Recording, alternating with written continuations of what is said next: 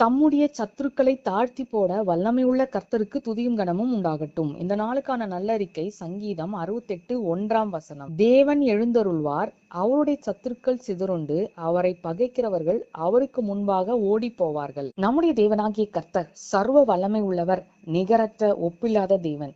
அவருடைய வல்லமைக்கு முன்பாக நிற்கத்தக்க ஒருவனும் இல்லை. அவர் தம்முடைய சத்துருக்களுக்கு விரோதமாக எழுந்திருக்கும் பொழுது அவருடைய சத்துருக்கள் எல்லாம் சிதறுண்டு போவார்கள் என்று வேதம் கூறுகிறது. அதனால எந்த விதத்திலையும் நாம இருமனம் உள்ளவர்களா நடக்க கூடாது. எல்லா சூழ்நிலையிலையும் கர்த்தரையே பின்பற்றணும்.